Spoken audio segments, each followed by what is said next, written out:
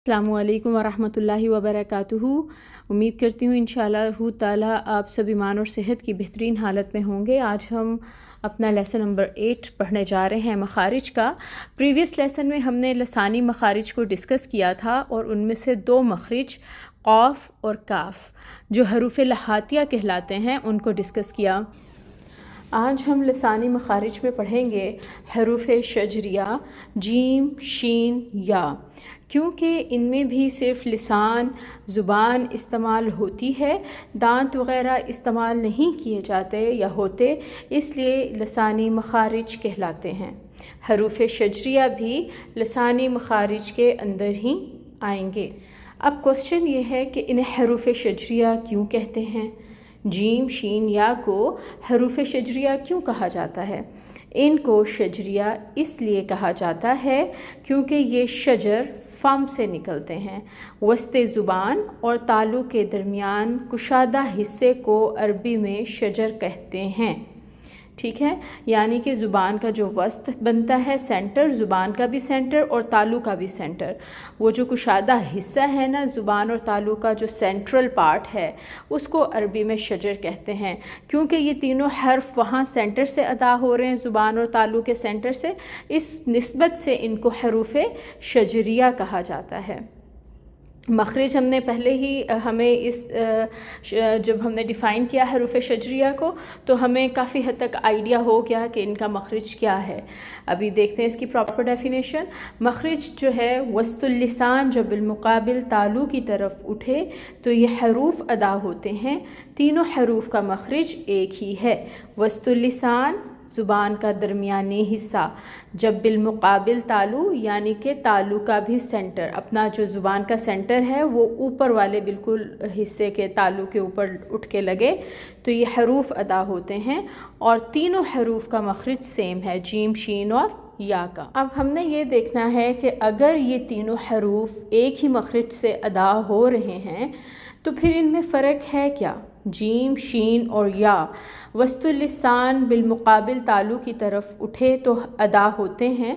अब इनमें actually difference कहाँ पे है, ठीक है, वो डिफरेंस अभी हम देखेंगे, आपने ध्यान से सुनना है। वस्तुल लिसान बिलमुकाबिल तालु से चिपक जाती है, किसमें, जीम के मखरिज में। ठीक है, जीम के मखरिज में वस्तुल लिसान जो है वो कहाँ पे चिपकती है, बिलमुकाबिल तालु। आप इस डायग्राम में देखिए, ये वस्त है ज़ुबान का और ये तालु का वस्त है और ये दोनों आपस में मिल गए हैं।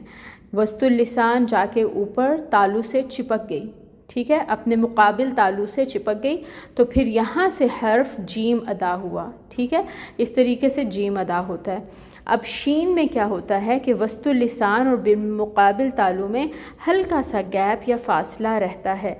अब आप ये देखें, ये हल्का सा गैप है। शीन में ये ज़ुबान central part of the tongue जो है वो बिल्कुल जाके तालु से ऊपर चिपकता नहीं है, मिलता नहीं है, बल्कि हल्का सा गैप रह जाता है। अब वो क्यों रहता है वो भी डिस्कस करते हैं। अभी आपने ये ध्यान में रखना है कि जीम के मखरिज में कोई गैप नहीं होता और ज़ुबान तालु से जाके चिपक जाती है। शीन में हल्का सा गैप होता है। और या के मखरिज में देखते हैं वस्तुल लिसान और बिलमुकाबिल तालु में बनिस्बत जीम और शीन थोड़ा और ज़्यादा फासला होता है, यानी कि या के मखरिज में ये गैप थोड़ा सा और ज़्यादा है। ठीक है, आप इस डायग्राम में देख रहे हैं ज़ुबान का जो सेंटर है वो तालु की तरफ उठा तो हुआ है लेकिन उससे चिपका नहीं है, मिला नहीं है जाके। अच्छा, अब हम जीम की मिसालें देखते हैं क्योंकि जीम का मखरिज हमें क्लियर है बिल्कुल कि वस्तुल लिसान बिलमुकाबिल तालु से जाकर मिल जाती है, चिपक जाती है तो जीम अदा होता है।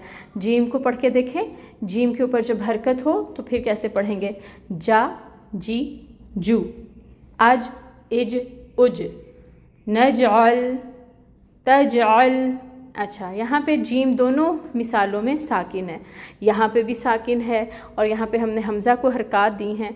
अब आपने ये देखना है, आज इज उज क्या हो रहा है, झटका एंड पे आ रहा है। ठीक है, आवाज़ बाउंस कर रही है, यानी कि जीम हरूफ कलकला में से है तो जब ये साकिन होगा, जब जीम साकिन होगा तो इस पर कलकला होगा। ठीक हो गया, क्योंकि यहाँ पे वो साकिन हो रहा है तो हम कलकला कर रहे हैं। آواز پلٹتی ہے. جیسے یہاں پہ بھی جیم ساکن ہے تو کیا ہوگا؟ نج نج.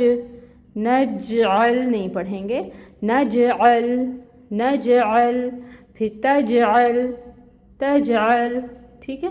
اور شین کی ایگزامپلس پہ جانے سے پہلے ہم شین کی صفت کو ڈسکس کرتے ہیں. شین کی صفت کیا ہے کہ اس میں تفشی پائی جاتی ہے. تفشی کا مطلب ہوتا ہے کہ آواز کا منہ میں پھیلنا. جب ہم شین ادا کرتے ہیں تو منہ میں آواز پھیلتی ہے. کیسے پڑھتے ہیں ہم؟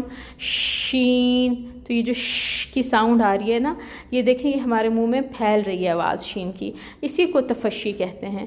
شین کے مخرج میں وسط اللسان اور تالو کے بیچ میں ہم نے کہا تھا گیپ رہتا ہے. یہ گیپ کیوں رہتا ہے؟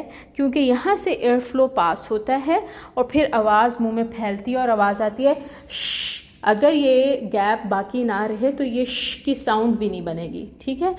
کیونکہ اس کی صفت ہے، اس میں تفشی لائی جاتی ہے، اس میں تفشی پائی جاتی ہے، اس وجہ سے یہ تھوڑا سا گیپ جو ہے زبان اور تالو کے بیچ میں رہتا ہے. اب ہم شین کی مثالیں دیکھتے ہیں اور ہم نے شین میں وہ صفت بھی اس کی لے کے آنی ہے. شا، شی، شو، اش، اش، اش، وشمسی، وشمسی. یہ جو ش کی ساؤنڈ ہے یہ تفشی ہے. ٹھیک ہے.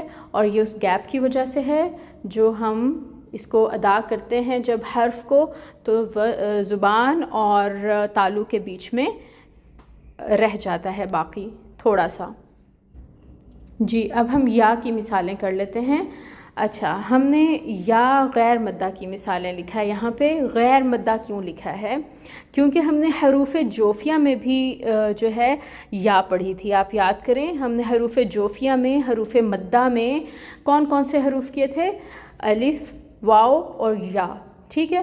یا وہاں پہ بھی آئی تھی. تو اب کوسچن آپ یہ کریں گے کہ یہاں پر یا دوبارہ کیوں آ رہی ہے؟ وہاں پہ جو یا آئی تھی وہ یائے مدہ تھی. ٹھیک ہے. وہ یائے مدہ تھی اور یہاں پہ یائے غیر مدہ آ رہی ہے.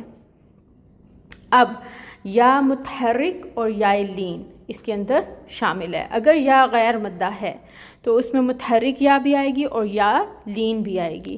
اب جیسے یا کے ساتھ حرکات لگا دیں تو یہ سب کس کی مثالیں ہیں؟ حروف شجریہ کی. یا، ی، یو.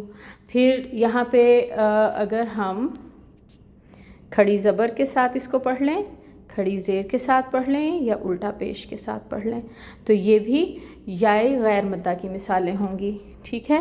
اب یہ دیکھیں یہ کیا کس کی مثال ہے؟ بئی. نرمی سے ادا کریں گے اس کو، بئی. ٹھیک ہے. تو اس کو نرمی سے ادا کریں کیونکہ لین ہو رہا ہے. کیا ہو رہا ہے؟